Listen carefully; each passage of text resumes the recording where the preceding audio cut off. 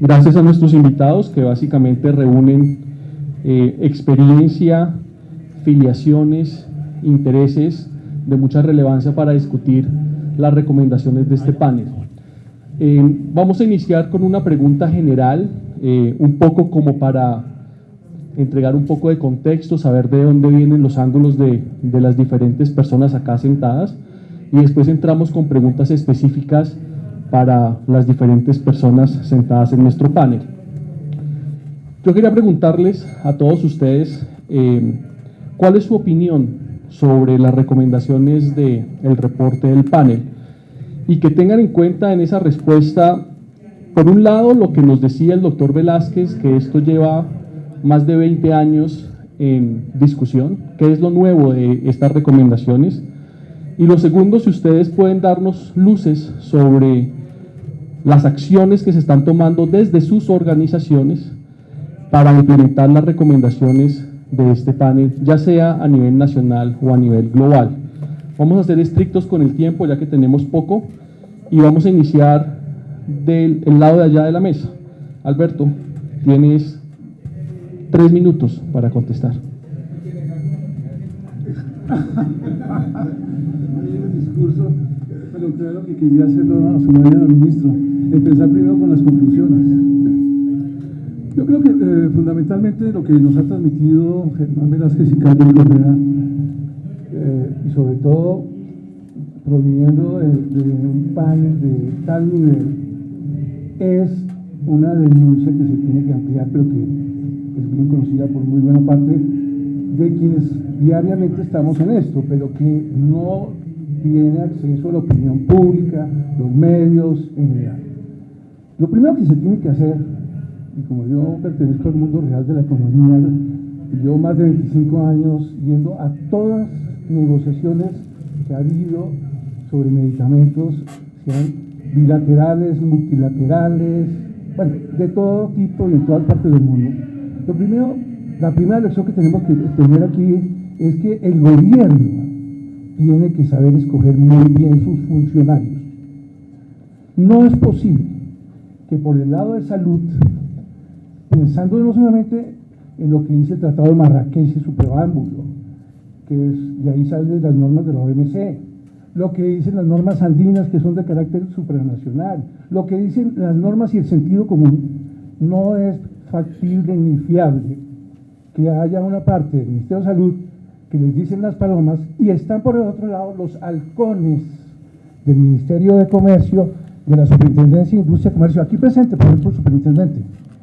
El superintendente, por ejemplo, contra ley, impulsó un cambio soterradamente de las normas de propiedad intelectual. Lo que decía el doctor Carlos Correa, se basan en 3 principios y características para que puedan ser objeto del privilegio del patentamiento: novedad, inventiva, aplicación industrial. Y a través de un instructivo varió las circunstancias de patentamiento, con todo que tuvimos discusiones con él y con el superintendente. Entonces sacaron el instructivo. ¿Qué nos tocó ir a hacer a nosotros? Ir a la Secretaría de la Comunidad Andina, que declaró el incumplimiento de Colombia por haber expedido esa norma. Entonces, ¿qué pasa?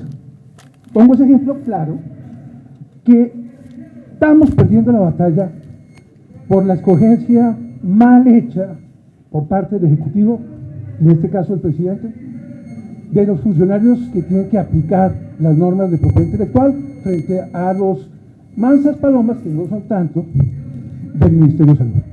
Ese es el primer punto, rápidamente, y agregaría lo siguiente: es absolutamente falta de todo, es decir, amor patrio y todo lo que acaba de hacer la señora ministra de Comercio, que tiene además impedimentos de tipo ético. Su esposo hace parte de una oficina que hace lobby para las empresas multinacionales farmacéuticas y agroquímicas, y ella ha tomado la bandera, desconociendo compromisos con la industria nacional, de que se iba a hacer un panel en relación a cualquier cambio que se fuera a hacer sobre la declaratoria de interés público para llegar a una licencia obligatoria. Por ahora sí, Javier. Gracias, Alberto.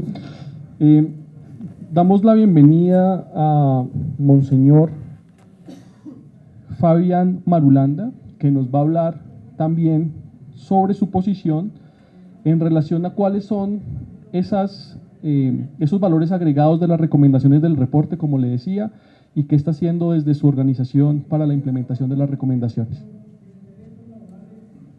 Bueno, pues en primer lugar, nosotros, a nombre del Comité de Veeduría y Cooperación en Salud, le agradecemos inmensamente al señor ministro la invitación a participar en este acto.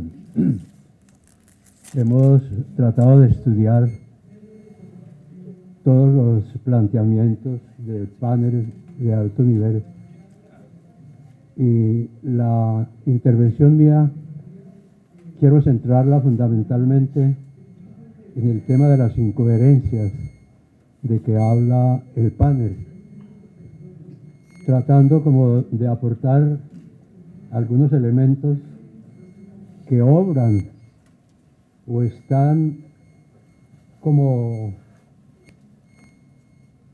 motivando y originando incoherencias entre los diversos gremios que trabajan estos temas. Y lo primero que yo quisiera poner de presente es la relevancia que tiene, ante todo, el derecho a la salud. La Constitución Política de Colombia señala la salud como un derecho que debe ser respetado y protegido por el Estado. Y en la reciente y expedida Ley Estatutaria en Salud se aclara que el derecho a la salud es un derecho fundamental y autónomo.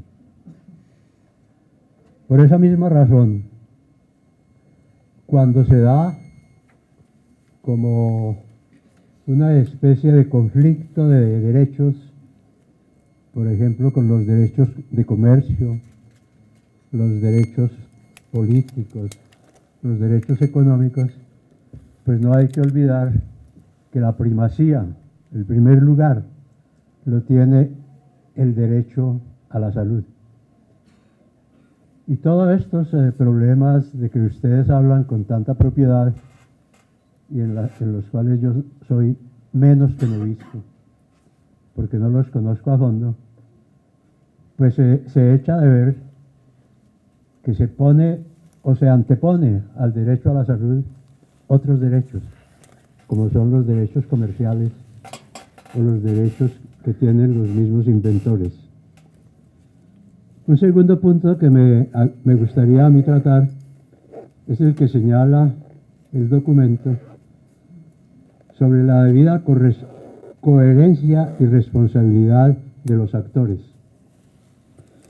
El panel promueve, tanto a nivel nacional como internacional, la coherencia y la responsabilidad de los actores en torno al logro de los objetivos en salud pública y la concordancia entre estos y las reglas del comercio.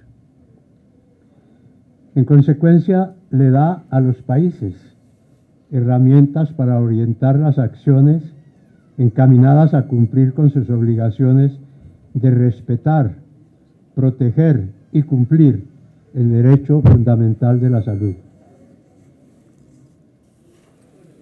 El panel, claro, sugiere también tomar acciones en lo que concierne a la propiedad intelectual, a las salvaguardas de la salud pública, al modelo de incentivos a la investigación y desarrollo en salud y responsabilidad y transparencia de parte de todos los actores. Y yo pienso que estas recomendaciones, como decía el señor ministro, son relevantes y son pertinentes para un país como el nuestro. En tercer lugar, yo señalo la coherencia entre los organismos del Estado. El periódico El Espectador, en su edición del 27 de abril, publicó una columna con un interrogante muy curioso. ¿Santos con Minsalud o con Mincomercio? El artículo afirma que el presidente tendría que decirle a los colombianos si apoya la política del ministro de Salud que promueve el acceso a los medicamentos o la guerra que le han declarado a esa la ministra de Comercio y el gremio de las multinacionales farmacéuticas, AFIDE. Yo no voy a terciar en esa polémica, pero es una polémica bien conocida de la opinión pública. Pero sí nos queda la impresión de que no se tuvo en cuenta por parte del Ministerio de Comercio lo consignado en el informe del panel de alto nivel sobre acceso a medicamentos. Abro comillas. La incoherencia entre el derecho a la salud, el comercio, la propiedad intelectual y los objetivos de salud pública solo pueden ser resueltos utilizando unos marcos de responsabilidad robustos y efectivos y acciones en materia de innovación y acceso a tecnologías en salud. Por eso a nosotros nos hubiera gustado muchísimo que la ministra de Comercio hubiera consensuado el texto del decreto 670 del 22 de abril, no solo con los interesados en el comercio de los medicamentos, sino también con quienes abogamos por el derecho al acceso de los mismos, de acuerdo incluso con lo que el mismo decreto consigna en el parágrafo tercero. El comité podrá convocar a sus reuniones a funcionarios de cualquier entidad cuyo acompañamiento resulte necesario o pertinente, de conformidad con el mercado a que se refiere la solicitud, a fin de analizar los asuntos que se le someten a su consideración. En cuanto al interrogante planteado por el columnista del Espectador, Santos con Minsalud o con Min.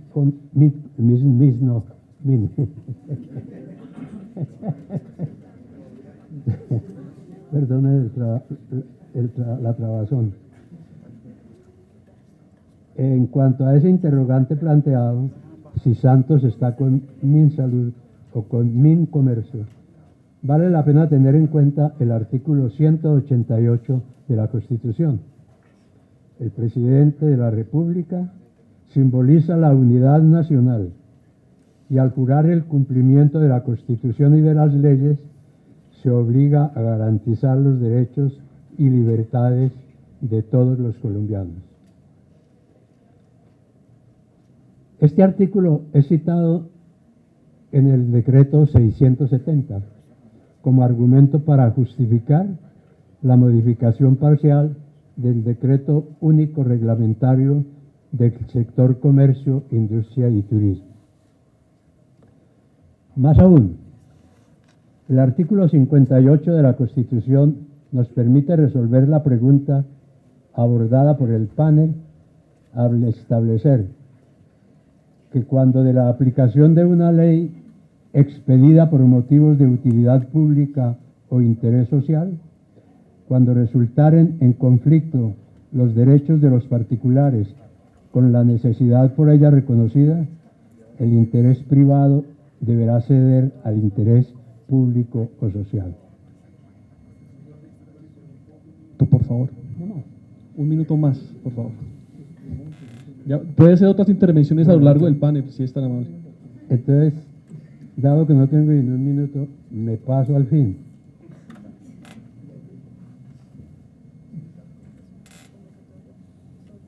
Quiero terminar esta intervención invitando al gobierno a, por un lado, tomar las medidas necesarias para garantizar que en la definición y ejecución de las políticas públicas siempre haya coherencia entre todos los ministerios y dependencias oficiales alrededor de la promoción y defensa del derecho fundamental a la salud y a la vida, el primero y más preciado de los derechos humanos.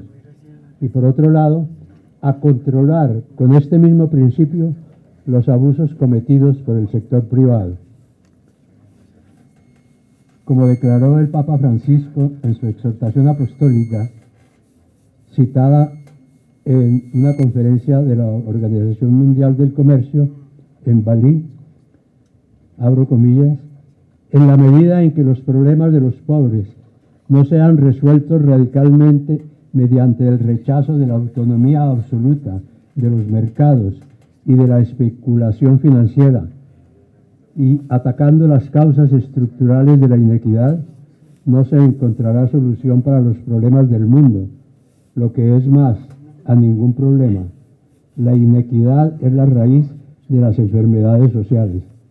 La salud y la vida de los colombianos, especialmente de los más pobres y vulnerables, depende de la plena materialización de este principio. Al decir del Papa, comillas, la salud no es un bien de consumo, sino un derecho humano fundamental de todos, derecho universal, por lo que el acceso a los servicios sanitarios, a los medicamentos, a los cuidados, no puede ser el privilegio de unos pocos que pueden permitírselo, no puede ser un milagro, porque la salud está por encima de los intereses comerciales. Muchas gracias, monseñor. Seguimos rápidamente con el profesor Everaldo Lamprea. Javier, a tu pregunta brevemente yo señalaría varios puntos que creo son muy relevantes para entender la importancia de este panel y del documento. Yo creo que uno de los puntos iniciales que ya se ha mencionado acá es el nivel que el secretario general de las Naciones Unidas, Ban Ki-moon, le dio a este panel en 2015. Básicamente con el objetivo de alcanzar uno de los puntos de desarrollo sostenible, más concretamente el número 3, que es garantizar una vida sana y promover el bienestar para todos los seres humanos de todas las edades. Ese, digamos, es un mandato sumamente importante. Yo creo que otro punto importante, Javier, es la metodología que se utilizó. En este caso fue una metodología de consulta global, la cual incorporó contribuciones de expertos y expertas en diálogos en países tanto de ingresos bajos, medios y altos. Yo creo que el documento, además de entrada, genera un partidor de aguas para el movimiento de acceso a medicamentos, ya que es la primera vez que se reconoce en un documento de las Naciones Unidas que, abro comillas, en el contexto de las tecnologías de salud existe una incoherencia de política pública entre los derechos justificados de los inventores y los derechos humanos, más concretamente el derecho fundamental a la salud.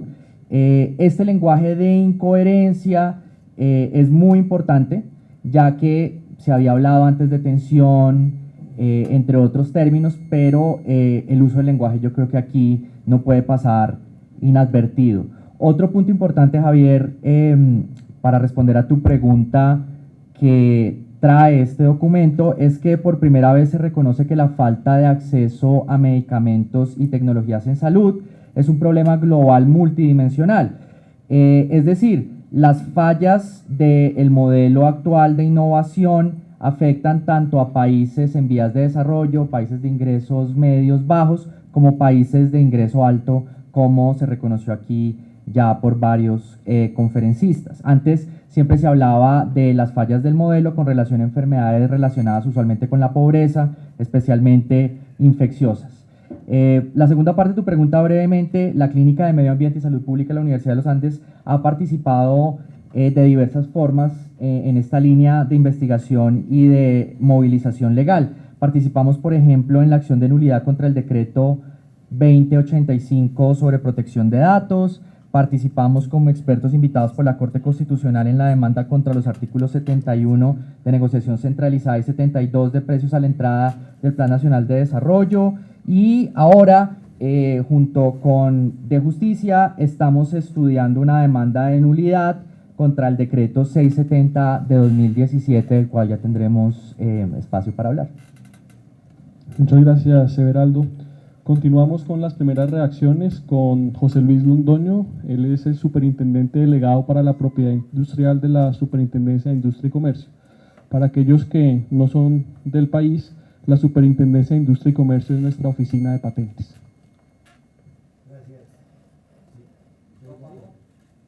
Ahora sí. Ok, bueno, muy buenos días. Muchas gracias, Javier, señor ministro. Muchas gracias por la invitación a este panel. Por temas de tiempo, entonces un saludo a todos mis compañeros de esta mesa de panel muy especial.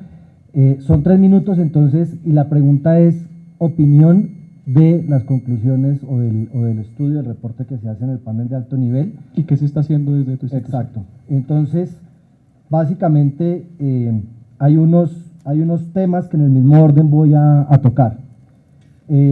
El panel comienza por decir que es recomendable que los países sigan ejemplos como el de la India o Corea, en el cual prohibieron el patentamiento de productos farmacéuticos, de suerte que se generara una industria farmacéutica de genéricos más fuerte. Sí, completamente de acuerdo, se generó una industria de genéricos más fuerte, tan fuerte que hoy presiona en diferentes países para que haya licencias obligatorias. Pero además tienen otras industrias que hoy crean productos susceptibles de patente y presentan patentes. Hay que ver cuántas farmacéuticas de la India están presentando patentes alrededor del mundo y cuántas de Corea.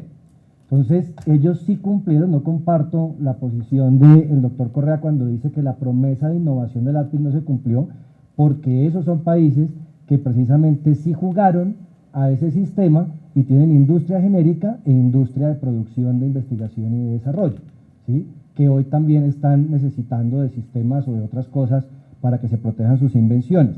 Pero lo más importante, lo que me asalta la duda sobre esa conclusión de que se producen más o hay más acceso a medicamentos, seguramente, los genéricos, pero ¿cómo hace uno para que haya genéricos sin que haya un original? ¿Cuáles son los mecanismos que tienen que tener los estados para generar ese primer medicamento? Y creo que después el panel lo va desarrollando. Pero lo digo es porque este panel tenemos que aterrizarlo a la situación colombiana. ¿Qué estamos haciendo en Colombia para generar nuevos medicamentos? ¿Sí? Creo que nos quejamos mucho de que los países desarrollados no nos traen medicamentos, y ¿desde cuándo está obligado otro país a traerme el medicamento a mí? Es nuestra obligación como Colombia proveer esos medicamentos, entonces tenemos como Estado también que generar e incentivar la producción de esos medicamentos.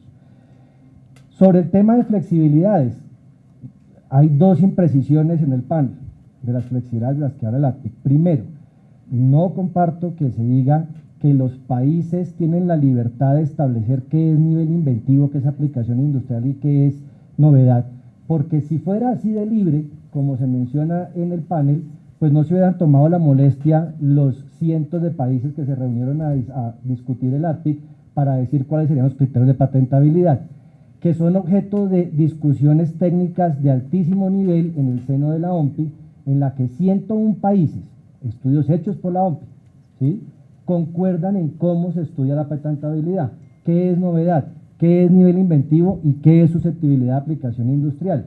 Tanto se discutió en el APIC esos criterios que termina habiendo una glosa diciendo que los países pueden utilizar como sinónimo utilidad y no evidencia, utilidad como sinónimo de no aplicación industrial o aplicación industrial, y no evidencia como sinónimo de altura inventiva.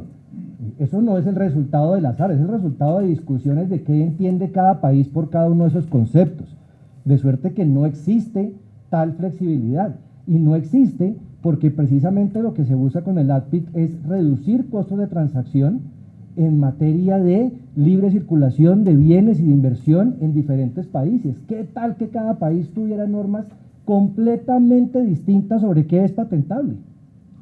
¿Qué tal eso?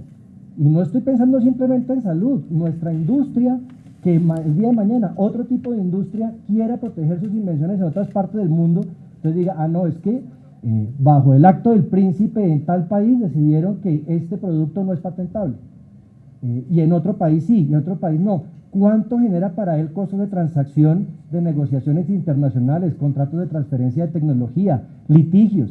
Lo que en un sitio es patentable en el otro no. Mi opinión es que deberíamos enfocarnos más como países a reducir más los costos de transacción que se están dando para obtener patentes. ¿Qué es lo que sí está ocurriendo? Vaya, pregúntele a los colombianos que quieren proteger en el extranjero por qué no han podido proteger en el extranjero. Porque proteger en 5 países no les baja de $50.000. Entonces después, sí lo patentan, venden el producto gratis.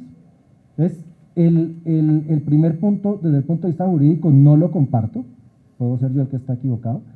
Segundo, por supuesto que hace una muy buena interpretación de la declaración de Doha, ¿sí? En la medida que dice los países tienen la libertad de determinar sobre qué bases van a establecer licencias obligatorias, pero la declaración de Doha no desconoce, por el contrario reafirma 2 cosas. La primera de ellas, que esas licencias obligatorias deben estar iluminadas por los principios y objetivos del mismo ATPIC, es decir, deben ser balanceadas, ¿sí? Y segundo, que se balanceen entre ellos y se reconozcan los derechos, que no vayan contra los derechos adquiridos del titular de la patente. Eso es lo que al final se termina diciendo en Doha, ¿sí? Y la gran discusión de hoy de Doha es sobre el tema de agotamiento de derecho internacional para que se puedan importar productos que en un país puedan estar patentados cuyo país no tenga capacidad de producir y que por lo tanto puedan provenir por vía de importación. Esa es la gran discusión de Doha. El tema de licencias obligatorias, ¿cómo está en nuestro país? Está en la decisión 486 y está en su máxima expresión. Y en eso quiero aprovechar para hacer claridad, porque yo comparto lo que dice el doctor Correa, que hay múltiples ejemplos de licencias. Claro, ¿son todos los ejemplos que él mencionó de licencias obligatorias? No. Muchos de los casos que mencionó en Estados Unidos son transacciones entre demandante y demandado. Eso no es licencia obligatoria. Resultado de una demanda de infracción. Y muchos otros de esos, muchísimos otros de esos tienen que ver con el tipo de desarrollo en esa industria que tiene cada país. Y es lo siguiente. En los países desarrollados donde está esta industria de innovación y desarrollo están compitiendo por proveer el mejor producto, por salir con el producto más avanzado. Esa pelea la tiene Microsoft con Apple, con Samsung, y esa pelea posiblemente no se dé tan intensa en medicamentos, porque producir un medicamento, lo que yo entiendo, lo que me dicen, no se da como producir un software de un día a otro. No obstante eso, lo que dicen las decisiones judiciales en esos casos son casos de licencias cruzadas, porque hay alguien que salió con un producto que está basado en una patente anterior y que también patentó y se presenta una demanda, y el juez, como lo dijo en el caso Merck, dijo, el interés público aquí es que el mercado, el consumidor pueda tener derecho a un mejor producto, por lo tanto tiene que darle licencia. Ese fue el interés público. Entonces mire cuántas aristas tiene el interés público o cuántas visiones puede llegar a tener. Dos, tenemos el caso de licencias obligatorias por prácticas restrictivas. Y dice el ATPIC, previo procedimiento administrativo o judicial. Es decir, no podemos nosotros, bajo el entendido del decreto tal como está hoy, creer que se dice voy a sacar esta licencia, voy a hacer esta licencia obligatoria porque alguien está abusando de la competencia, está abusando de su posición de dominio. Es una sanción lo que se le está imponiendo al titular de esa patente. Tercero, tiene criterios de temporalidad. Y cuarto, criterios de compensación. Entonces, al final del día, lo que hay que revisar también es qué tanto disminuye el precio del producto, si al final ese es el que está causando la falta de acceso, el mecanismo de la licencia. Y el informe trae una cifra que yo la podría, es quién hace los términos, pero es una licencia, ¿sí? Es decir, también se da por un tiempo, por un territorio, contra una regalía, y lo peor es que en el caso de licencias obligatorias, contra una compensación, por haberle delimitado, limitado, menoscabado su derecho de exclusividad. Y dice el informe que en los últimos 4 años se ahorraron $120 millones en 100 países. Es decir, $30 millones por país, dividido 100 le da $300.000. O sea, ¿de verdad son las patentes las que causan esa afectación al sistema? $300.000. Y ya voy a acabar de, me parece que lo que tenemos que mirar es, a ver, en materia de criterios, la superintendencia tiene y ha creado todo un plan de sistema de calidad. Y les voy a dar unas cifras. La Oficina Europea de Patentes, que se jacta de decir que es la oficina con el mejor sistema de calidad para estudiar patentes, concede el 50% de las patentes que se le presentan. ¿Sí? Si me voy a poner de acuerdo con el lado de la discusión que dice que es que calidad es negar patentes. Entonces, les digo, la superintendencia en materia de patentes concede el 45% de lo que se le presenta y en materia de medicamentos concede el 30%.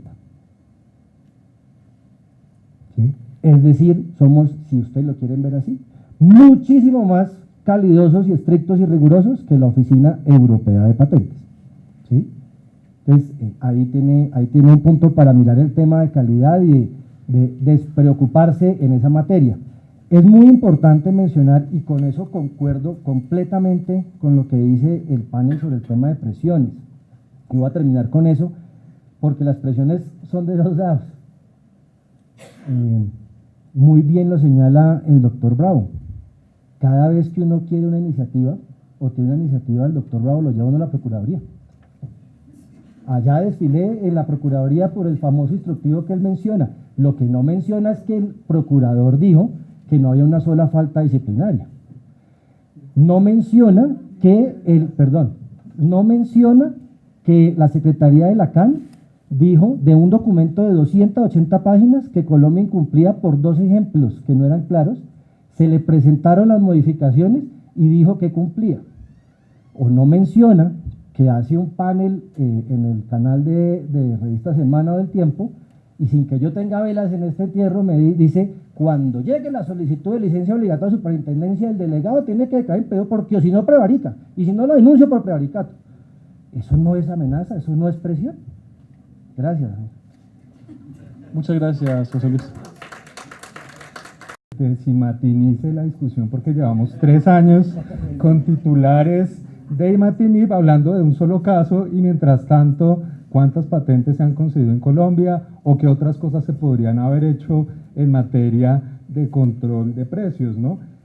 Sobre el enfoque del grupo en el que yo trabajo en la Universidad Nacional, tratamos de aportarle al derecho de propiedad intelectual un enfoque empírico. Mark Lemlin, profesor de Stanford, dice que el derecho de patentes muchas veces se basa en fe en la propiedad intelectual o en ideología sin sustento empírico.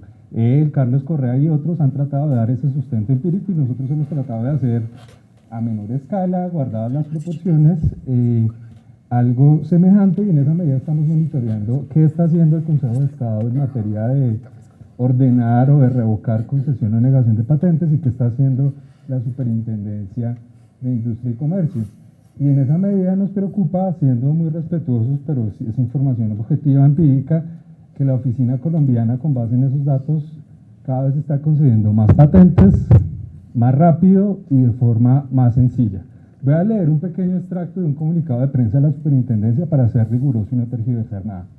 La Superintendencia aumentó 345% la concesión de patentes de invención de 2011 a 2016 en comparación con el lustro anterior, 345%. Comparado en lustros de 2006 a 2010 se concedieron 1.958 patentes de invención.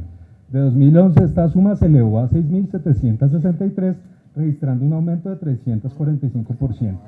De 2011 a septiembre de 2016 se concedieron 7.000 patentes, siendo 31% más que todas las patentes concedidas en esos 5 años. Se concedieron más patentes que en todos los 15 años de 1996 a 2010, es un comunicado de prensa de la Superintendencia.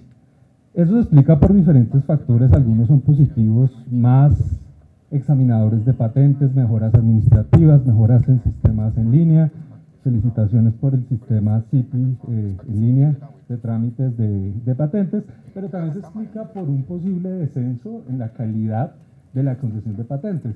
Calidad no entendida como tener un sellito del Consejo de ISO, sino calidad entendida como cumplir plenamente, técnicamente y jurídicamente los requisitos de patentabilidad, de novedad, altura inventiva y aplicación industrial. Es bastante inquietante ese tema, ¿no? En el país, qué bueno que se desmatinice la discusión, en el país En 2014 se presentaron 494 solicitudes de patentes farmacéuticas, en 2015 se presentaron 630, en 2016 518, sin contar las que se califican como biotecnología, anticuerpos e insulinas. Y de esas, según el doctor Londoño, se están concediendo el 200. Miremos esas 200 que se conceden al año, no nos quedemos en un solo caso tipo imatinib. No llegan 6. Bueno, la superintendencia a veces dice que no llegan las más importantes. El caso de hepatitis se permite demostrar que sí llegan las más importantes porque, estoy anticipando algo que se va a discutir más adelante, Colombia es el país de Latinoamérica, después de México, que más patentes ha concedido para los antivirales de acción directa. Ha concedido 25 patentes para los antivirales de acción directa y dentro de esos 6 para sofosbuvir. Chile solo ha concedido 4, Brasil, bueno, pues Brasil la oficina es muy lenta, hasta el momento no ha concedido ninguna. Argentina tampoco. ¿Cuánto valen promedio los antivirales de acción directa en Colombia con 25 patentes de Gilead, Bristol Myers y otros? 75 millones según el dato del ministro.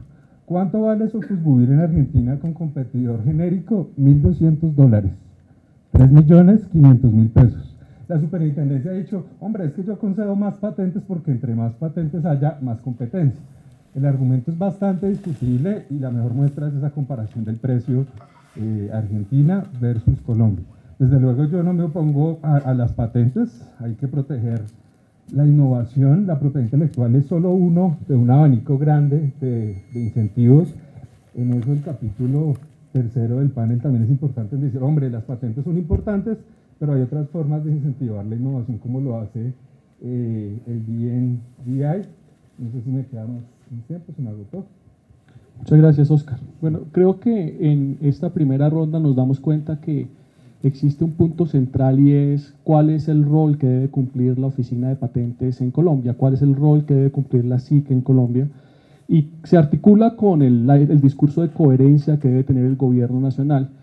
Claramente no tengo yo que explicarles que acá tenemos una dificultad en las posiciones de diferentes ministerios y de diferentes funcionarios, pero para avanzar en esta conversación, yo quería preguntar al superintendente, ¿qué piensa él que la Oficina de Patentes Colombiana, la SIC, puede mejorar en pro del derecho a la salud de los colombianos? Gracias. Javier, mire, yo me siento muy orgulloso de lo que hasta ahora ha hecho la superintendencia. Nosotros, claramente, cuando hablamos de calidad no es un sellito. En ninguna parte hemos dicho estamos acreditados y con TEC y por eso tenemos calidad. Inclusive la propia demanda que tenemos por el manual de patentes es porque nosotros decimos lo estamos metiendo dentro del sistema de calidad para examen de patentes y nos dicen no, pero eso no es un sistema de calidad. Entonces no entiendo al final la crítica, pero vivimos trabajando constantemente en que se apliquen de manera rigurosa los criterios de patentabilidad. Hasta ahí es hasta donde podemos llegar, porque nuestra ley, nosotros ¿cómo se llamará eso? Nosotros no somos necesarios, somos una mezcla entre intérprete de la ley, pero tenemos que ejecutarla.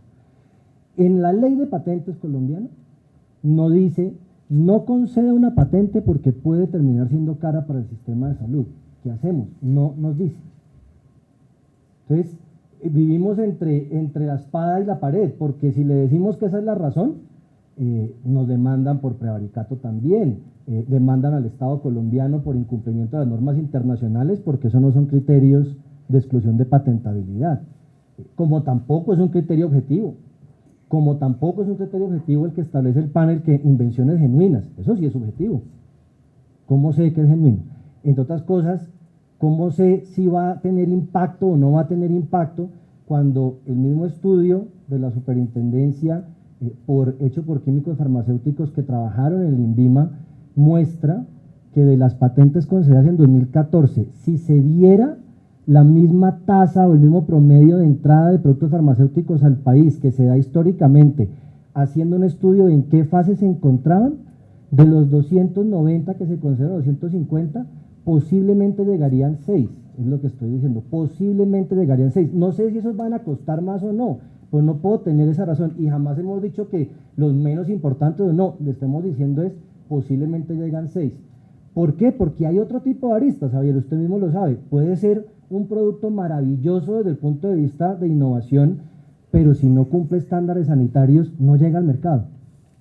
Entonces, ¿cómo hago yo para tener esa bola de cristal para decir, ¿sabe qué? Como hace Brasil, y con todo respeto lo hemos hablado con ellos, con las instituciones de Brasil, a decir, toca aspirar a que Anvisa diga si esto sale o no sale al mercado.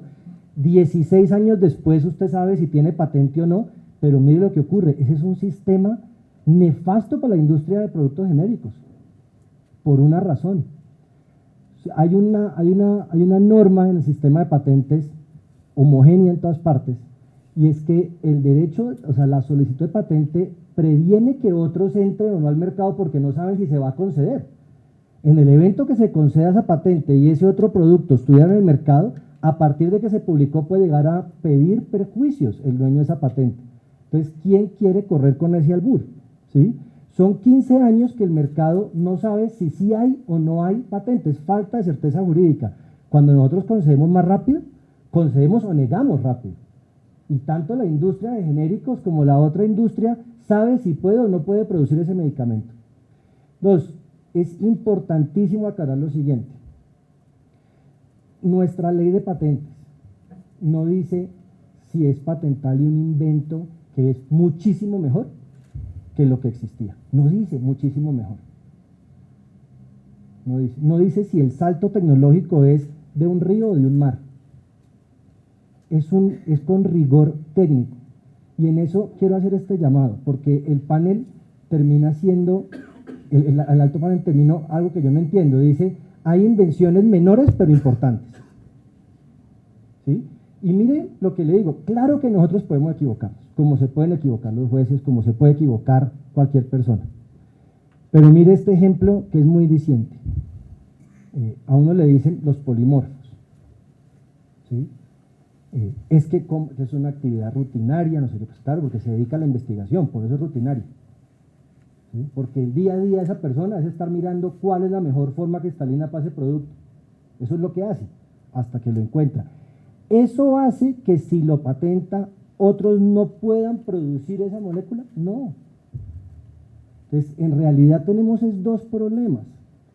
Y yo sé que usted quiere sacar la discusión de imatinib, Oscar, y estoy de acuerdo, pero en realidad yo creo que en esto sí vamos a estar todos de acuerdo.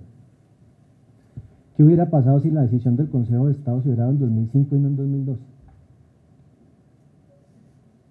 Lo que nos está haciendo falta acá, ¿sí?, es un sistema de revisión de decisiones, llámelo administrativo, llámelo judicial, con un alto nivel técnico también, para poder tomar esas decisiones rápidas y dar certeza. ¿Sí? Eso es lo que nos está faltando. No 9 años, esperar 9 años para que un juez diga si esa invención era o no patentable. Piénsenos también como país, le estamos diciendo a los colombianos, le estamos diciendo, le concedemos patentes por 20 años, desde que presenta la solicitud, ¿cierto? Se la negamos. Va al Consejo de Estado. El Consejo de Estado, nos demoramos 5 años para negársela además. Va al Consejo de Estado. El Consejo de Estado se demora otros 9, 14. Revoca. ¿Cuánto le dio patente? 6. ¿Es un producto exitoso en el mercado? Saque la rentabilidad en 6 años. Tenemos un altísimo costo de transacción ahí. Y mire, finalmente, Javier, sobre el tema de las invenciones menores. La discusión del imatinib era que eso no implicaba ningún salto tecnológico, ninguno. Eso era evidente, eso era obvio, eso era el mismo producto, ¿no? Yo no entiendo cómo un producto, vamos a decirlo en palabras colombianas, tan chimbo, genera tanto problema. Si no tiene ningún valor agregado, no tenía ningún valor agregado. Y de pronto todos los estudios, que es dicho por ustedes cuando hicieron todo el estudio, dice, es que eso le da 7 años más de vida al enfermo de leucemia. ¿Cómo hago yo como superintendencia para evaluar en ese estadio de la investigación, cuando presentan la solicitud, cuál termina siendo ese impacto, cuál terminan siendo esos otros usos que se pueden dar en la industria para que ese producto tenga un mayor impacto y beneficie a ese paciente? Entonces, desde el punto de vista de la oficina de patentes, yo solamente me puedo sentar a analizar con rigor técnico si hay o no el cumplimiento de los requisitos de patentabilidad. No, eso se lo responde aquí en cualquier parte del mundo y se lo responde cualquier otra oficina de patentes. Traer criterios político-económicos nos lleva a la edad, a la época de 1600, cuando todo el mundo tuvo que ir a decir a la reina Ana, ¿sabe qué? Regule cómo es el tema de los monopolios. Imagínense el acto de... A usted se la niego, a usted la concedo, y es muy fácil decir, es que esto puede costar mucho. Eso sí no es transparente. Muchas gracias, José Luis. ¿Alguien quiere comentar del panel, sobre las recomendaciones, sobre las recomendaciones puntuales y específicas para la oficina de patentes en pro de esa coherencia que estamos hablando? Pero por respeto sobre todo a quienes nos han invitado, al mismo panel y a todos, hasta el comité de aplausos que trajo el doctor Londoño, yo quiero primero referirme a 3 imprecisiones.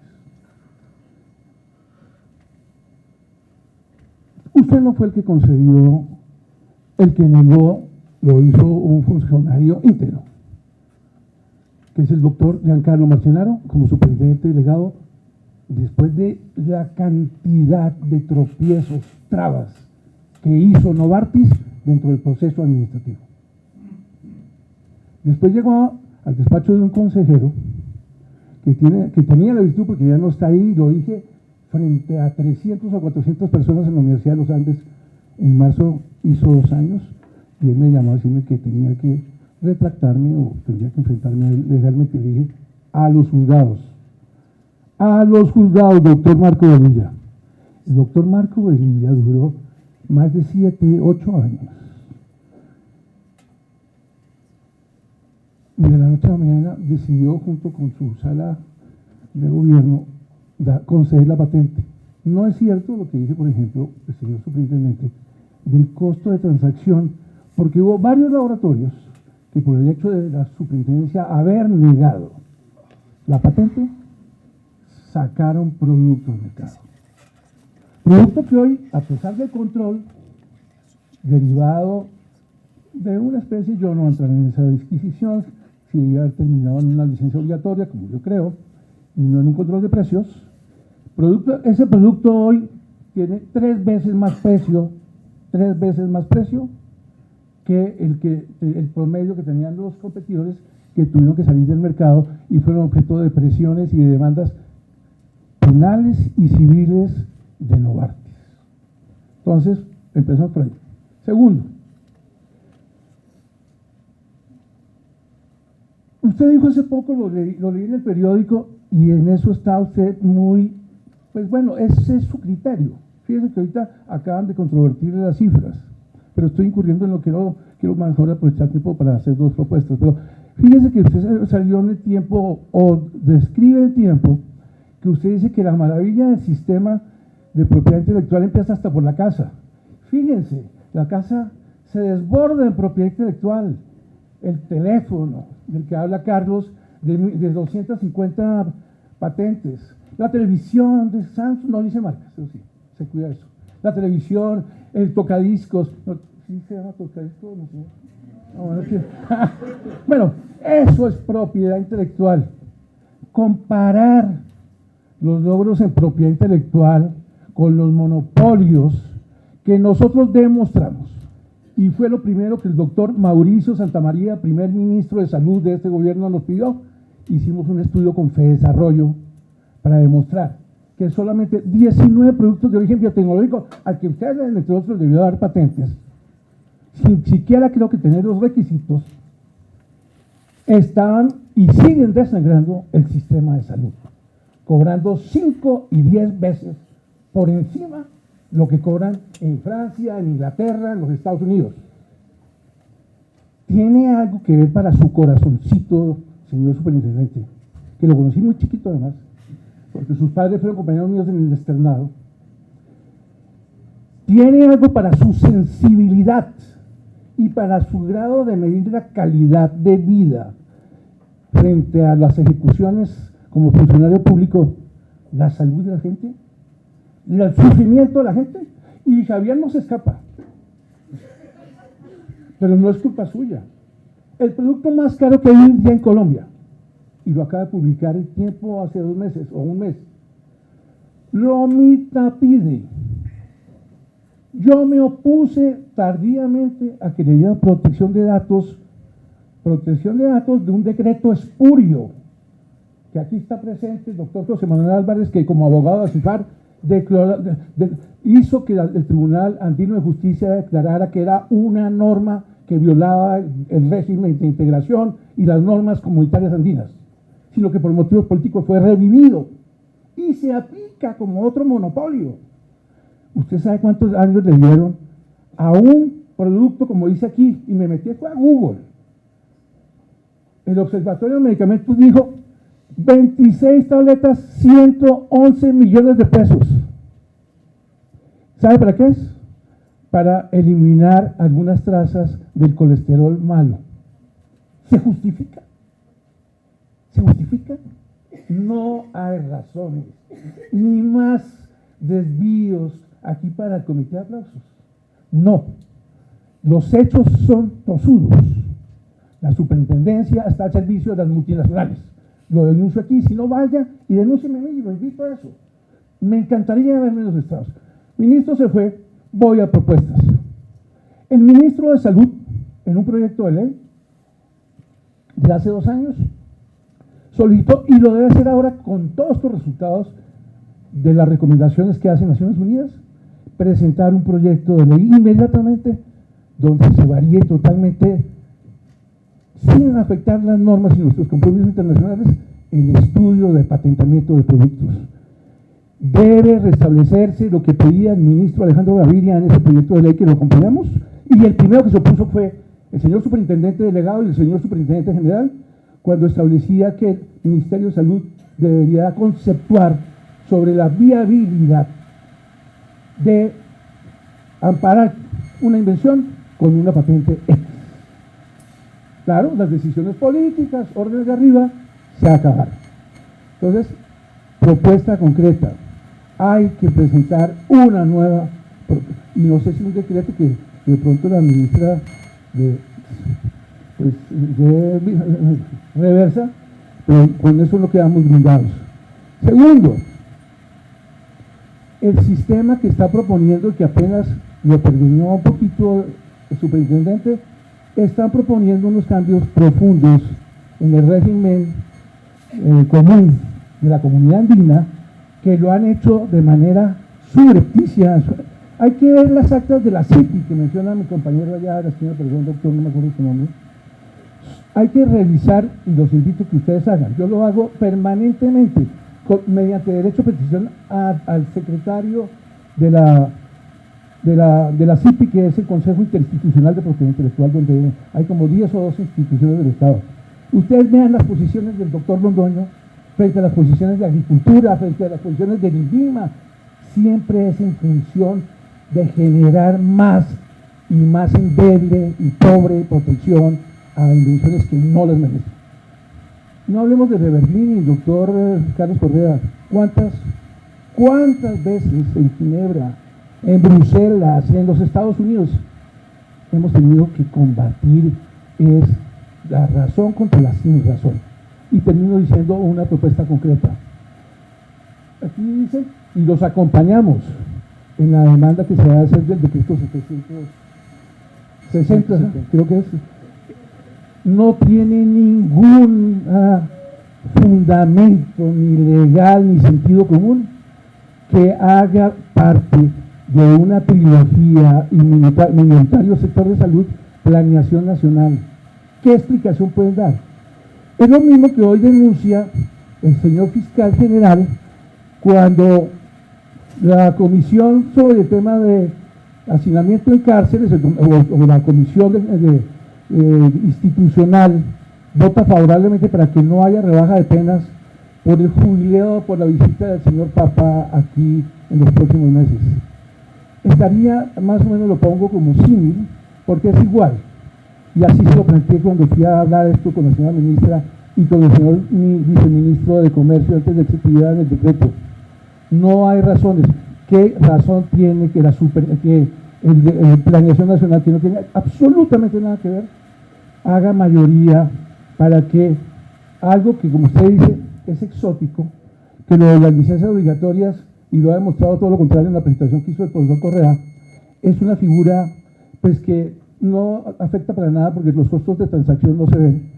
Entonces, en definitiva, nosotros lo que queremos es propuestas concretas, porque además las arreglaremos donde toque. Por lo general lo hacemos es por la vía legal. Y hemos obtenido, como les digo, fuimos al tribunal y ganamos y tumbamos el decreto 2085.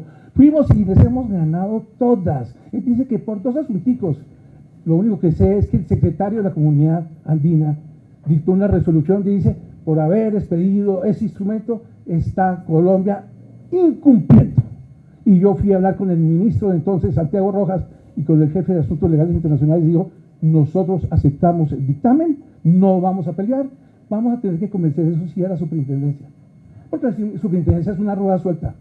Esa es otra cosa que hay que hacer. Hay que entrar a fondo. Hay que hacer como en otros países, un concurso con términos fijos por parte de quienes ejercen esas funciones tan delicadas. Tiene que haber un plazo no renovable del superintendente, nombrado de ternas, que sean escogidas con independencia, no con las presiones de las multinacionales, para colocar ahí sus fichas que después les devuelven los favores. Gracias. Gracias, Alberto. Oscar. Por favor. Oscar va a hacer unas sugerencias. Me gusta que el tema se volvió propositivo y estamos básicamente con propuestas específicas en este momento para qué puede hacer la Oficina de Patentes, en este caso la Superintendencia de Industria y Comercio. Oscar. Pues primero hacer una precisión, y es que cuando el documento del panel habla de innovación genuina, cuando dice genuino no se está refiriendo a un requisito adicional de patentabilidad. Cuando dice genuino simplemente es que realmente se cumpla la novedad y que realmente se cumpla la altura inventiva, y eso es perfectamente legal, es algo técnico, es objetivo, no es algo ideológico, no es un criterio metajurídico, es un criterio de propiedad intelectual. Tan así que la OMS dijo que era legal la sección 3 de la India, que cualifica el tema de los polimorfos, entonces es perfectamente viable técnicamente, jurídicamente. Otros países lo han hecho y ese sería el tema propositivo. No digo que hagamos exactamente lo mismo que ellos, pero que por lo menos los miremos con algo de, no despectivamente, sino por lo menos los miremos como con respeto, ¿no? Está India, está Filipinas, está Argentina, está Ecuador, que han implementado normas de calidad de los polimorfos. Con la misma decisión 486, con las reglas generales de patentes, las patentes protegen invenciones, no descubrimientos. En la gran mayoría de los casos, por regla general, los polimorfos son descubrimientos. Luego, si son descubrimientos, yo no protejo descubrimientos, yo protejo innovaciones. Es simplemente aplicar la norma que está ahí, casi que incluso sin necesidad del proyecto que sugiere el doctor Bravo. Con la misma decisión 486, Perú y Ecuador aplican esos criterios de forma un poco más estricta y siguen siendo de forma legal. Incluso un panel arbitral que resolvió el caso de Eli Lilly contra Canadá le dio la razón a Canadá y le dijo: Canadá, usted sí tiene razón en la forma en que está aplicando, interpretando su requisito de aplicación industrial bajo la promesa de utilidad, y le dio la razón a Canadá. Ganó Canadá, perdió Eli Lilly.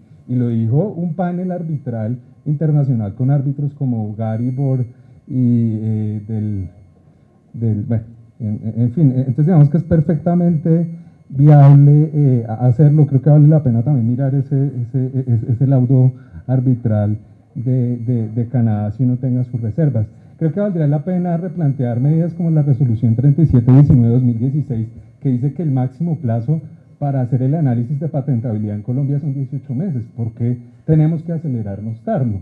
Porque yo creo que la oficina colombiana, sin duda hay que reconocerle que es la oficina de patentes más obsesionada en el mundo con ser la más ágil.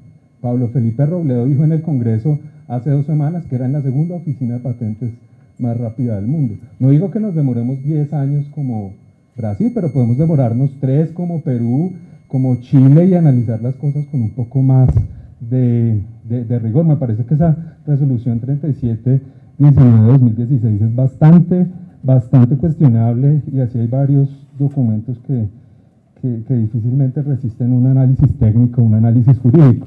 La discusión sobre la legalidad de la guía de examen de patentes no está zanjada, porque quien la demandó ante la comunidad andina o la acción prejudicial solo fue por unos cargos, y en el Consejo de Estado hay una demanda en curso. Ese debate no se ha cerrado, pero siendo propositivo, bueno, no todo el tema es de la superintendencia, creo que concuerdo en algo con José Luis en que es importante que cualificar la sección primera del Consejo de Estado o que haya otro órgano de revisión diferente de las patentes, porque el Consejo de Estado también se ha vuelto muy laxo con los polimorfos.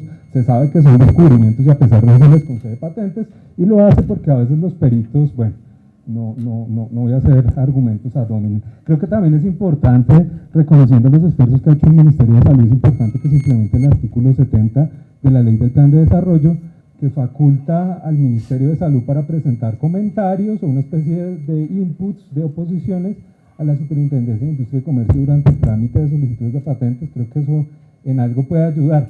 Quizá ayudaría que el plazo no sea tan corto, porque son solo 60 días después de la publicación de la Gaceta. Eso es muy corto. En otros países se puede hacer en un plazo mucho más largo, sin pagar tasas, se puede hacer pre-GRAN y post-GRAN. Acá la posibilidad es sumamente limitada, hay que ampliar la posibilidad de presentar oposiciones incluso gratis, como es en otros países, o anónimamente, sin demostrar legítimo interés, como se puede hacer incluso ante el sistema PST o ante la EPO.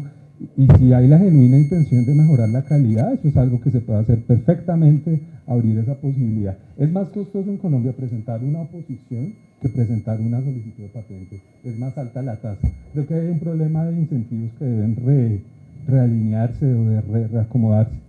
Y eso al final va a fortalecer nuestro sistema de propiedad intelectual y lo va a hacer más creíble. Justamente porque sabemos que la propiedad intelectual es importante, que mejor que las patentes no tengan ninguna tacha de duda y sean novedad alta inventiva, nadie lo ponga en duda, que se protegen invenciones, no descubrimientos, no polimorfos, no ciertos isómeros, ¿no? Bueno. Muy bien, muchas gracias. Creo que hay bastantes sugerencias y propuestas para la Oficina de Patentes. Yo quisiera desviar un poco la conversación y enfocarnos en otros de las recomendaciones del panel. Ya hablamos del primer bloque de recomendaciones que tenía que ver con patentes y acceso.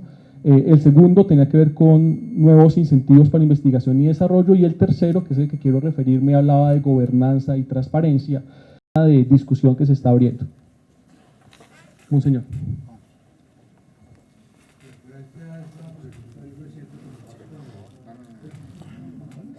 Porque pues va muy a tono con lo que nosotros buscamos en estas entidades que estoy representante, pero bueno, a mí me parece que en todos estos temas es necesario pensar con un sentido de humanidad. Y yo creo que así como leemos en el Principito, hay cosas que solo se ven con el corazón. Y cuando uno está en contacto con el sufrimiento de la gente, especialmente de la gente pobre, en todos estos temas de salud, pues se encuentra muy difícil meterse y entender todas estas discusiones que en el fondo no tienen sino un interés económico. Yo creo que las multinacionales farmacéuticas no son honestas, que el interés de ellos no es buscar el bien de las personas, sino enriquecerse a más no poder. Yo no sé si ustedes vieron la película El abrazo de la serpiente, que plantea un tema muy curioso y muy doloroso, y es que hay muchos científicos que van a buscar hasta los mismos indígenas para robarles sus secretos y después patentar esas cosas esenciales que ellos usan, patentar con ellos remedios carísimos. A mí me parece que el científico realmente no crea nada, sino que descubre lo que ya en la naturaleza existe.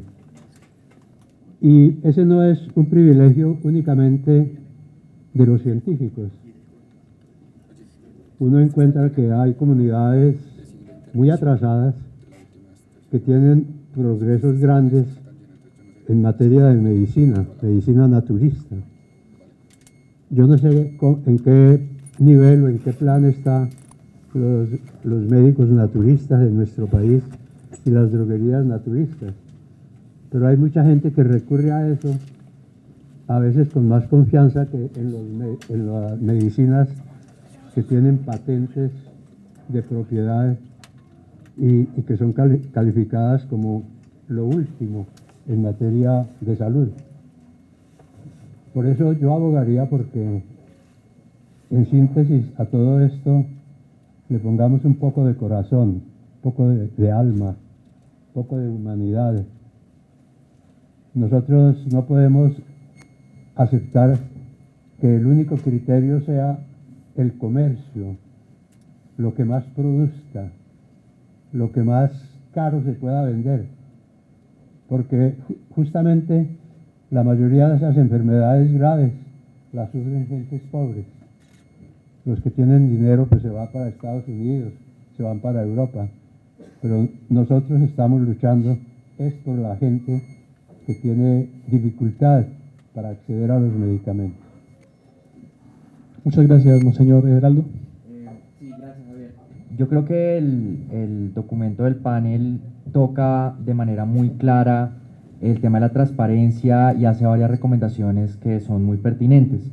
Yo creo que uno de los asuntos más importantes respecto a la transparencia es la expectativa de que la industria farmacéutica, tanto internacional como nacional, se autorregule, es decir, que genere procesos de regulación voluntaria, de modo que se puedan alcanzar las recomendaciones del panel en materia de transparencia. De hecho, el documento insta directamente al sector privado, a la industria farmacéutica, para que revelen de manera mucho más clara los costos del Research and Development, de la investigación y desarrollo, la información clínica y la información sobre patentes. Un ejemplo de esto relativo a los costos del Research and Development, de la investigación y el desarrollo, que en la mayoría de los casos permanecen secretos y en los que cuando se hacen transparentes se tratan de datos desagregados, muy difíciles de leer, es que se han tratado de hacer estimaciones de los costos de desarrollar un nuevo medicamento. Digamos que según PricewaterhouseCoopers, que lo habíamos mencionado, pueden oscilar entre los 4 billones de dólares y los 150 millones de dólares según otra organización. Como señalaba uno de los conferencistas, estas diferencias pueden ser abismales. En relación con la publicación de todos los ensayos clínicos, información sobre este tipo de procedimientos, el caso de Tamiflu pues evidenció la importancia de que esta información sea pública. GSK anunció de manera oficial, y este es un ejemplo de autorregulación, que publicará todos los resultados de los ensayos clínicos sobre este medicamento, lo cual es un punto que debe sin duda celebrarse. Yo pues quisiera pensar que este tipo de debates, así como la necesidad de volver a poner sobre la mesa el tema del Sunshine Act, de la ley Sunshine en Colombia, es de suma importancia para este tipo de debates. José Luis. A mí me parece, de todo el reporte, el más sólido y más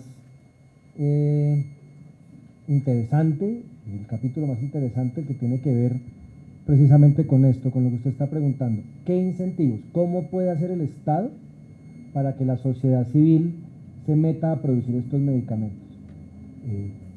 Por supuesto, como muy bien lo menciona el doctor Bravo, yo solo soy abogado, yo no tengo ni idea cómo se hace eso. Pero mire que, ya que Monseñor nos cita tanto la Constitución, leyendo recientemente una tesis doctoral de Magdalena Correa, que dice la iniciativa privada del Estado Social de Derecho. Dice que la libertad económica es una especie de la iniciativa privada. Y la iniciativa privada hace parte de los derechos fundamentales, dicho por jurisprudencia, derechos fundamentales. Entre ellos, yo veré dónde trabajo, qué profesión escojo, a qué me dedico. Entonces, Y dice, como segunda medida, que el constitucionalismo mundial tiende a decir que todas las normas de la Constitución, de una Constitución, se tienen que interpretar de manera sistemática y sistémica. Sistemática y sistémica. Es decir, si yo tengo una parte económica, ¿cómo se entiende esa parte económica con los derechos fundamentales? ¿Y cómo entiendo la máxima expresión de esos derechos fundamentales? Con esa libertad económica. Y se lo traigo a Javier, qué pena que haga esa introducción, porque mire el artículo 71 de la Constitución Nacional. La búsqueda del conocimiento y la expresión artística son libres. Los planes de desarrollo económico y social incluirán el fomento a las ciencias y en general a la cultura. El Estado creará incentivos para personas e instituciones que desarrollen y fomenten la ciencia y la tecnología y las demás manifestaciones culturales y ofrecerá estímulos especiales a personas e instituciones que ejerzan esas actividades. Entonces, nuestro legislador, ¿cómo interpreta este artículo 71, artículo 330 y algo de la Constitución Económica, Libertad Económica, que dice, ¿qué estamos haciendo? Es una propia autocrítica. ¿Qué estamos haciendo como Estado para incentivar que la sociedad civil escoja como iniciativa la investigación y la ciencia? ¿Y qué le está faltando a nuestra sociedad civil para escoger ello? Se habla de las enfermedades huérfanas, de las enfermedades tropicales, y entiendo, nos quejamos principalmente de quienes tienen la capacidad de investigar en eso, no investigan en eso. Y concuerdo con el panel, dicen pues que solamente están buscando investigar en aquello que les genere utilidad y utilidades extremas, de acuerdo. Pero ¿estamos obligados a hacer que la gente investigue en lo que no quiere que investigue? O sea, ¿puede el Estado obligar a alguien a investigar? ¿No está coartando su iniciativa privada? Entonces, ¿qué tipo de estímulos le vamos a ofrecer a quienes necesitamos que investiguen para producirnos esos nuevos medicamentos? ¿Qué ha pasado en Colombia en los últimos, desde la Constitución del 91 acá, y qué ha pasado desde que nos metimos a la OMC para que los colombianos nos dediquemos a investigar y producir los medicamentos contra las enfermedades tropicales? La respuesta es que es muy costoso. Entonces, ¿cómo vamos a hacer para poder sacar adelante las recomendaciones del panel de decir que empecemos a investigar con recursos públicos si no tenemos la plata para eso? Muy bien. Creo que un punto interesante de ese segmento era la importancia de fortalecer la política a nivel nacional, es decir, la coherencia entre el comercio, la propiedad intelectual y el derecho a la salud. Y para eso el panel recomendaba establecer una instancia interministerial para coordinar las normas y políticas. Nosotros tenemos esa instancia interministerial, como lo decía Alberto en su momento, es la Comisión Intersectorial de Propiedad Intelectual o la CIPI. La pregunta es para todos y quien quiera responder, ¿cómo han visto el trabajo de la CIPI desde que fue creada y qué sugerencias podrían hacer para que realmente pudiera esa instancia hacer lo que propone el reporte?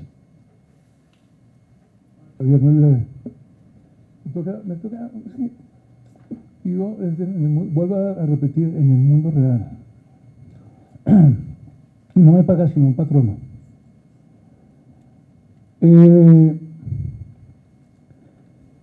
Aquí presentes, personas que estuvieron en las negociaciones, hay una flexibilidad, eso lo hemos discutido y ya entiendo, según me lo mencionó la doctora Liliana Ariza, que aquí está presente, por aquí David, por iniciativa suya además, doctor Guzmán Javier, que es una flexibilidad que va a limitar muchos monopolios, además que no tienen por qué serlo. Es en relación a la protección de datos. Hablamos mucho de patentes y por la vía de la protección de datos se han colado montones de sustancias que no tienen los requisitos ni siquiera de ese espurio del decreto. Quiere decir que cuando negociamos EFTA, negociamos y quedó en el acuerdo. Unión Europea y después Estados Unidos, que está cumpliendo 5 años, no de haberse negado, la negociación se cerró en febrero del 2006, sino que el Congreso americano dilató la aprobación mientras ellos hicieron el trabajo por nosotros a instancias de la Iglesia, entre otros, y de la sociedad civil, para exigirle al gobierno en su momento que modificara aspectos relacionados con la salud, con el tema laboral, con el tema medioambiental, etc.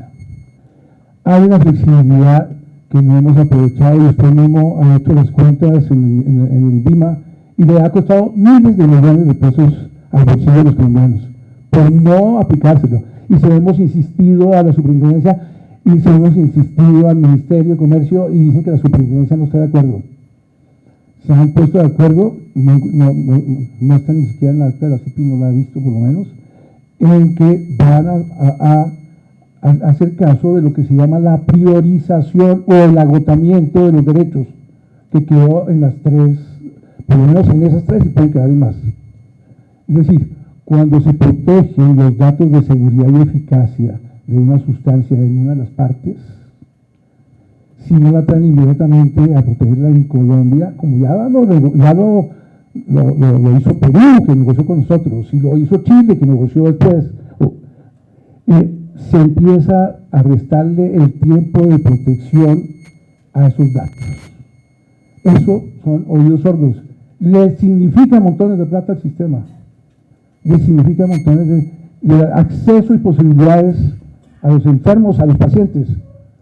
Y por lo mismo dice, Monseñor fue un poco generoso, yo también represento una industria que persigue el ánimo de lucro. Pero afortunadamente, nuestros intereses, sea por convicción o no, se entrelazan y van en el mismo camino de lo que persigue la sociedad en general, que es tener acceso a medicamentos de calidad y con un precio asequible. Y cierro un poco, que no está cuadrado entre lo que usted pregunta, ya que cuando lo iba a hacer el ministro se retiró un momento, es decirle lo siguiente, mi señor ministro. Usted, y comparto totalmente, y lo ha acompañado a una instancia asesora en ese sentido, con el solo control de precios no se logra el objetivo planteado. Hay que cambiar el modelo de referenciación.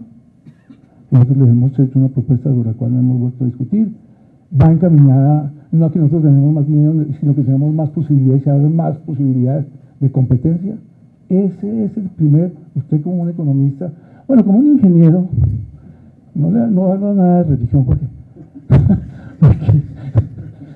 además pues que compartimos esa posición. Entonces, sí quiero decir que en el tema de precios hay mucho por hacer, incurrimos, hay problemas que corregir y que la industria farmacéutica está acompañándolo, a pesar de que no nos quedan los márgenes que quisiera, y agradezco la insinuación que hace el señor superintendente de que nos dediquemos a innovar y no a criticar. Gracias. Everaldo. Creo que la CIPI es un tema muy importante y se enmarca, como tú decías, Javier, dentro de el capítulo de gobernanza, responsabilidad y transparencia del documento. Básicamente lo que dice al respecto el documento del panel es que los estados deben propender por el fortalecimiento de la política a nivel nacional, así como el desarrollo de arreglos institucionales donde tengan silla los intereses del comercio, la propiedad intelectual y el derecho a la salud. Entonces uno diría que la CIPI cumple con este mandato en la medida en que pues esta comisión intersectorial de propiedad intelectual reúne estos intereses. Sin embargo, pues el principio de realidad nos obliga a decir que dicha articulación no se ha hecho de una manera correcta y los intereses de salud pública están supeditados a los intereses de comercio.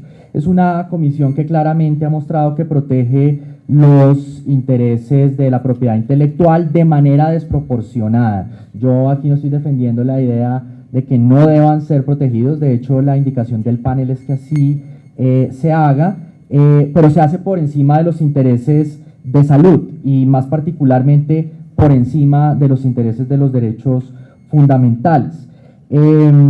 En el marco de la CIPI, el sector salud ha solicitado, por ejemplo, que la investigación y desarrollo, el Research and Development, se excluya, por ejemplo, del alcance del proyecto de decreto que reglamentaría el artículo 10 del Plan Nacional de Desarrollo relacionado con la financiación de investigación y desarrollo con recursos públicos.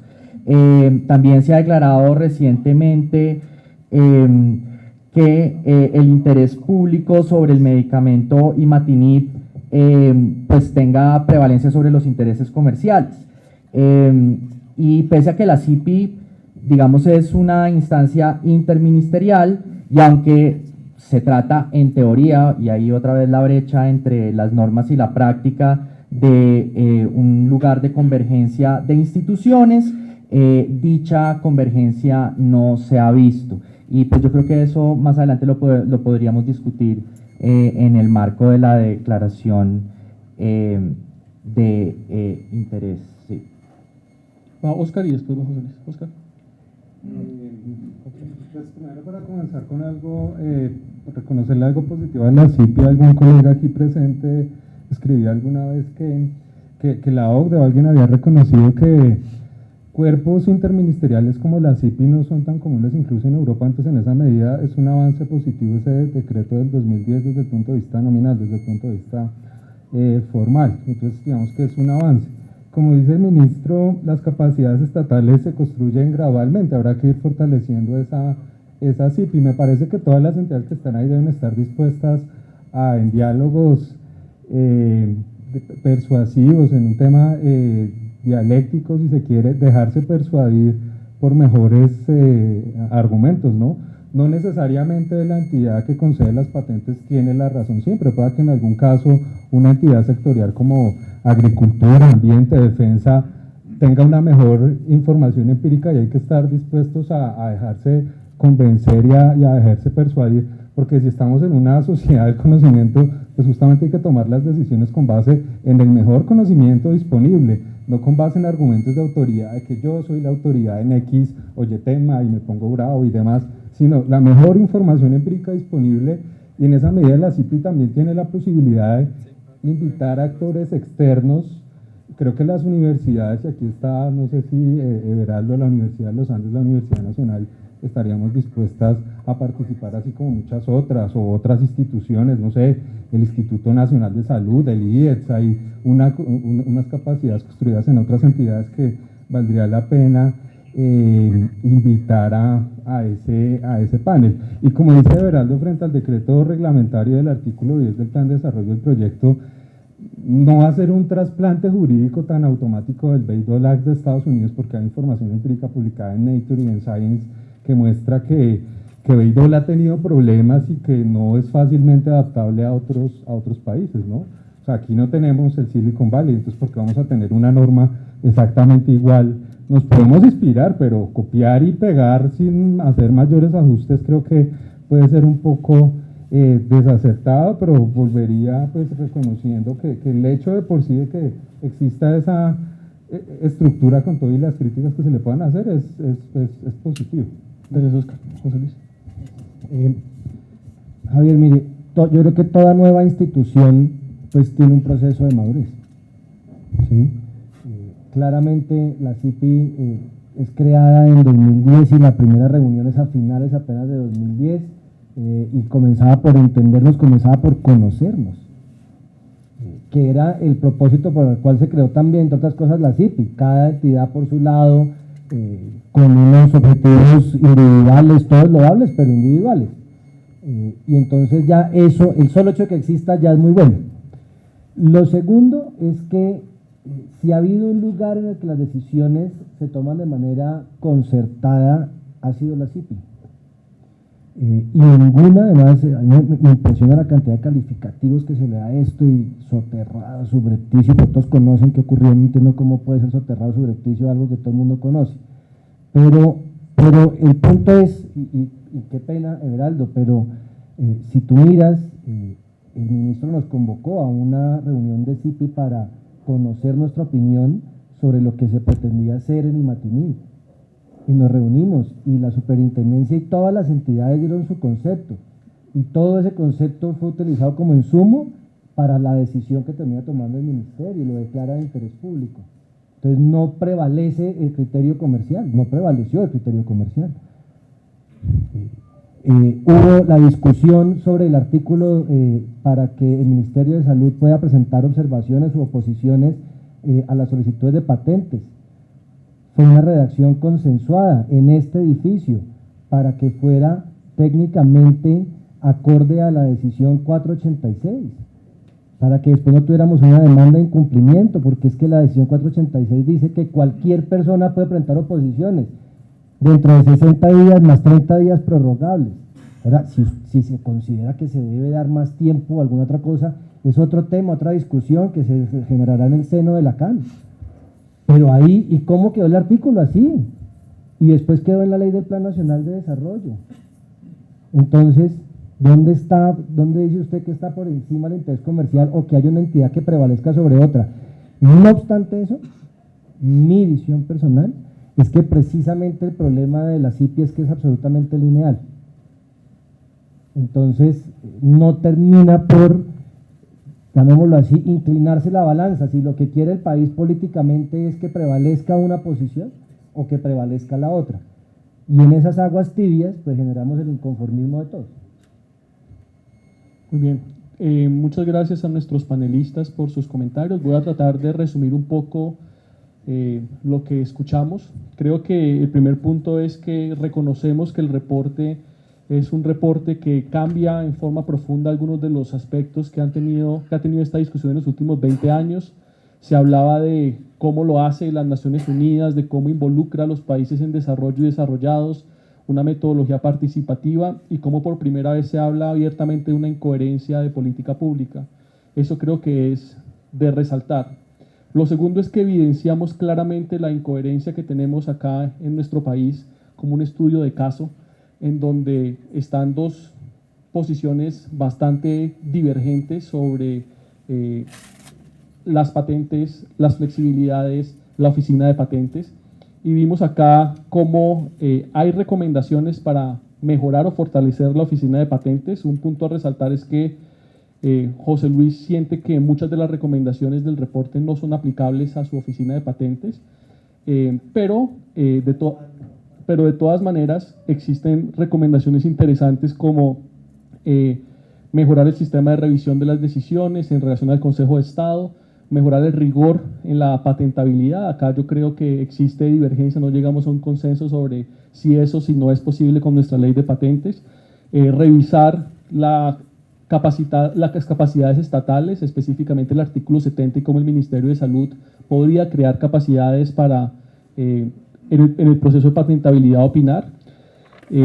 Por supuesto, otros puntos mucho más puntuales como la resolución 3719, que da los tiempos de trabajo, los tiempos de respuesta de la superintendencia. Creo que en general, hablando de la oficina de patentes, hay un reconocimiento a cambios importantes que se han dado en la oficina de patentes, el fortalecimiento que se ha dado, pero cuestionamientos sobre si realmente estamos donde quisiéramos estar en relación a otorgar patentes. Finalmente, hay un punto de mejora en relación a la articulación entre las diferentes entidades del gobierno. Claramente vemos que la comisión o la CIPI, la Comisión Intersectorial, empieza a trabajar desde el 2010, pero tiene mucho todavía por fortalecer y por hacer. Y claramente, al final, lo que estamos viendo es que esto necesita una directriz clara del presidente y de política pública sobre dónde se paran las diferentes entidades del gobierno y hacia dónde jalamos, que era en parte el cierre que hizo José Luis. Yo les agradezco a nuestros panelistas, creo que fue un debate bien interesante, creo que este es solamente el inicio de muchos debates que podremos tener a nivel nacional y global sobre estos temas, pero creo que lo importante es ser propositivos, avanzar así sea en forma marginal, pero avanzar, y pensar que la implementación de estos cambios tardará bastante tiempo, como ya lo hemos visto. Muchas gracias y le doy la palabra a Hugo, que va a ser el siguiente punto del programa. Un aplauso. Luego de las conclusiones del doctor Javier Guzmán, damos la palabra al ministro de Salud y Protección Social, doctor Alejandro Gaviria Uribe, para un cierre del evento. Estas horas por cuestiones de seguridad alimentaria tal vez es bueno hablar poco. Yo quisiera simplemente reiterarles las gracias a doctor Germán, doctor Correa, Pacho, a el excelente panel por haber propiciado este espacio y por seguir la discusión.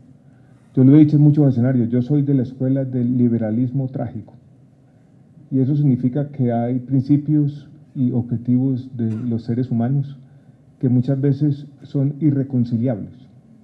Por eso me gusta ese principio fundamental con el cual el panel de expertos abre esta discusión, diciendo aquí hay una incoherencia. Aquí hay, si se quiere, un choque de principios o de objetivos, cada uno en su ámbito particular loable. En la Organización Mundial del Comercio lo que se quiso en su momento fue aumentar la innovación y el crecimiento económico global. Y nuestros acuerdos de derechos humanos han querido garantizarle a la humanidad el acceso al producto del conocimiento. Conciliar una cosa con la otra no va a ser fácil. La misma discusión de nuestro panel muestra que cada uno en su ámbito, cuando la política pública trata de materializarse en medidas concretas, también hay conflictos y hay visiones diferentes. El liberalismo trágico no tiene una salida distinta, creo yo, que la democracia deliberativa, que conversar con la dialéctica, tal vez todos con ese principio democrático que tenemos que tratar de dejarnos permear.